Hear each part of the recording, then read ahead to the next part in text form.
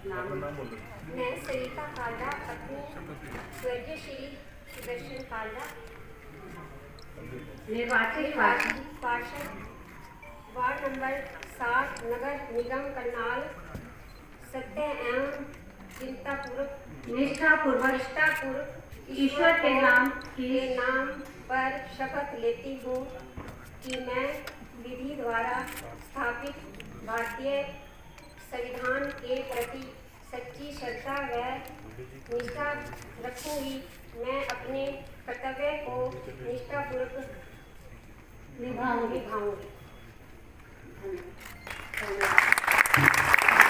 सरिता कालरा जी को नगर निगम में हार्दिक सरिता कालरा है जो आज वो शपथ लेती नजर आ रही है। सरिता कालरा जी और सभी को बहुत बहुत बधाई।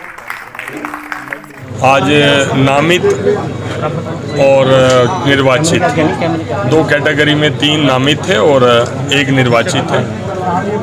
आज उन पार्षदों ने शपथ ली है पद और गोपनीयता की और ईमानदारी से काम करने की।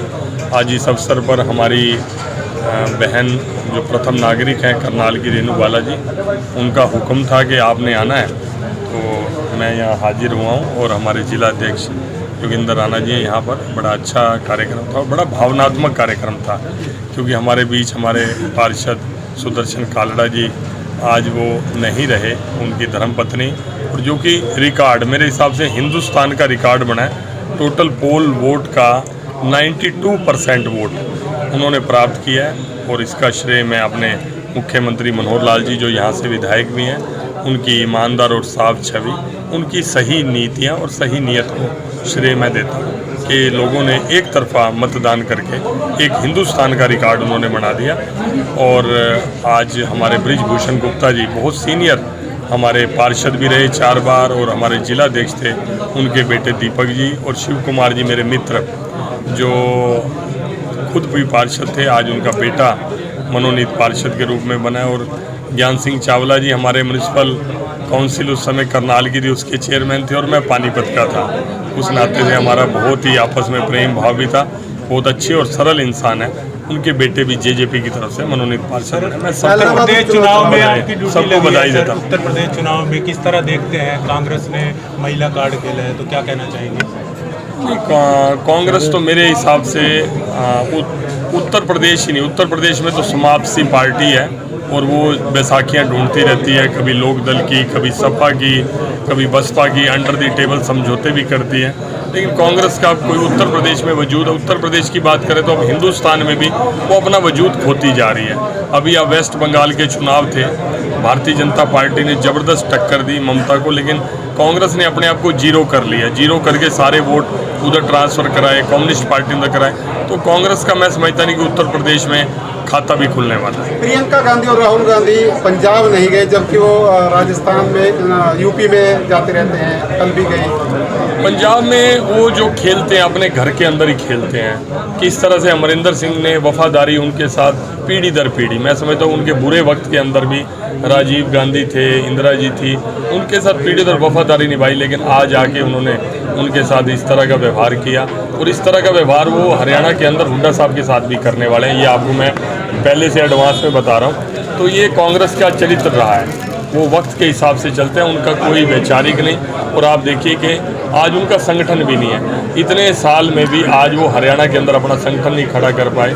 आज भारतीय जनता पार्टी बूथ पर, बूथ से नीचे पन्ने तक जाने के लिए प्रयासरत है, कार्यकर्ताओं को बार बार जिम्मेवारी देकर। और आपने जिस तरह देखा, जिस तरह का माहौल था, सेवा के माध्यम से भारतीय जनता पार्टी के कार्यकर्ताओं ने ज़बरदस्त उपस्थिति दर्ज कराई, जिसका रिजल्ट आपके सामने है कि अभी करनाल के अंदर जो इलेक्शन था, लोगों ने बड़े। भाटिया जी, करनाल की अगर बात की जाए, सरकार ने विकास तो किया, शीरो रूम भी बनाए, टॉयलेट भी बनाए, लेकिन वो 6 साल से बंद पड़े। मैं समझ सकता हूँ कि लोकल कोई ना कोई एडमिनिस्ट्रेटिव पॉइंट ऑफ व्यू में कमी रही होगी। आप ध्यान दिला रहे हैं तो मैं अभी डीसी साहब से बात भी कर लेता हूँ। जो बंद पड़े हैं तो उनको प्रॉपर मेंटेन करके चालू करना ही चाहिए। और मैं चाहता हूँ कि इन चीज़ों के अंदर पब्लिक पार्टिसिपेशन ज़रूर हो। सरकार प्रयास भी करती है, पार्क भी डेवलप करती है, अच्छे अच्छे संस्थान भी बनाती है। अगर आप आसपास की लोकल समाज, हम सब लोग उसके अंदर पार्टिसिपेट करें तो वो वेल मेंटेन्ड रहते हैं। मेरा ये मानना है। ऐलनाबाद उपचुनाव है, त्रिकोणीय मुकाबला है, क्या कहेंगे?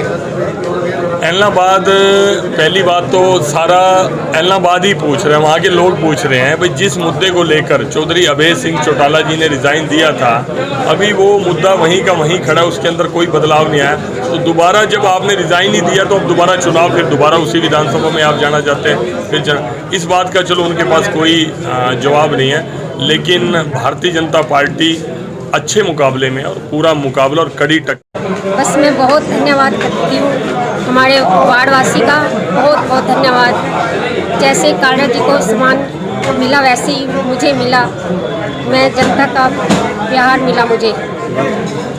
जिस तरह से पिताजी का सपना था वार्ड के, हाँ, पिताजी हमेशा वार्ड वासियों के लिए हमेशा तैयार रहते थे, कोई भी काम हो, किसी भी तरह का काम हो। उसी तरह हम भी, हमारा कालरा परिवार पूरा वार्ड वासियों के लिए हमेशा तैयार रहेगा, किसी भी तरह का कोई भी काम हो।